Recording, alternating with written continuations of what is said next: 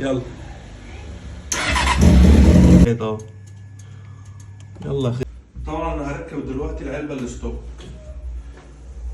فعشان العلبه في اليمين والموتوسيكل كان جنب الحيطه، فانا خلي الموتوسيكل بره كده شويه، هو لو كان في مكان اوسع كان ظبط معايا.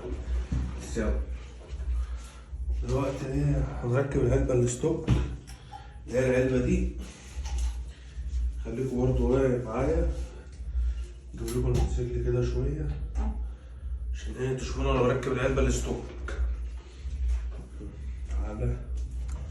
تعالى صديقي تابع معايا كده وانا مركب العلبه. احسن حاجه عندي بقى ان انا مركب العلبه اللي هي الصغيره على سوسته، ما بتاخدش معايا وقت في الحل والتركيب. بص تروح جاي شايل كده،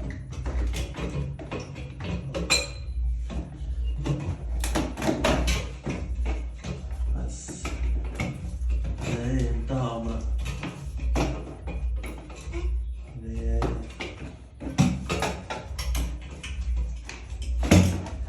يعني دي بتمشي سرعات عاليه على السوسته دي، انا مركبها على سوسته زي ما انت شايف كده اهو، من غير لحام ومن غير اي حاجه، مركبها على سوسته وماشي بقى سرعات عاليه كمان.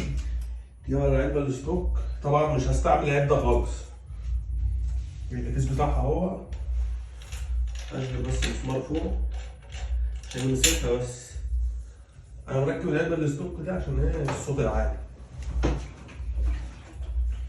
بس كل حاجه معايا. بص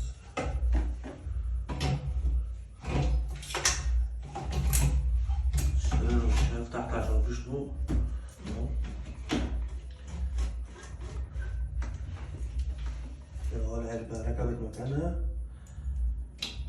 وانا مسمار اهو، حتى هركبه بايدي مش هحتاج اي عده.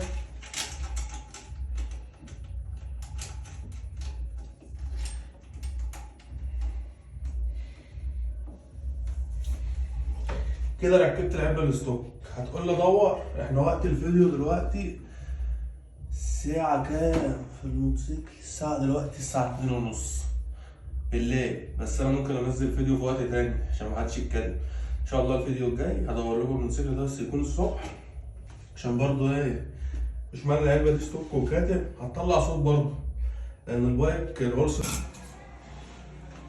طبعا احنا كده الصبح بعد ما شلنا العلبة الصغيرة، هدور لكم الموتوسيكل بالعلبة الستوك.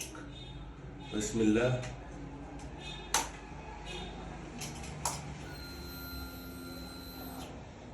طبعا ما اقدرش بقاله كام يوم من الفيديو اللي فات، ما بدوروش للفيديوهات بس، لازم اشغل الترومبه مرتين. بسم الله.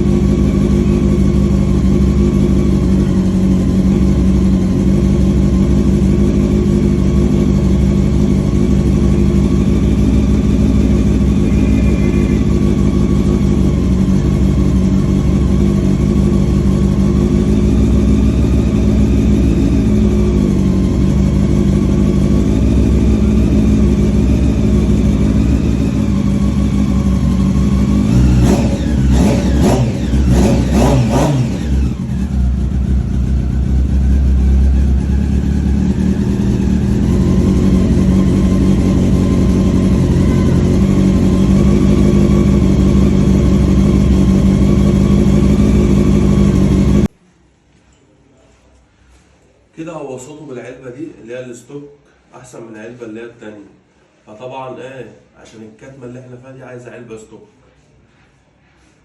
والموتوسيكل العداد بتاع البنزين بيقول لي اللي هو عايز بنزين، فأنا هضطر أجيب له بنزين. انتظروا الفيديو الجاي. هعمل كل حاجه للموتوسيكل وهو هنا في الاوضه. احط له بنزين واغير له علب واغسله واظبطه وانضفه واغير له زيت وهو واقف كمان من غير ما يمشي، مع ان الزيت اللي فيه لسه جديد. النظافه ليه؟ عشان انا بحبه.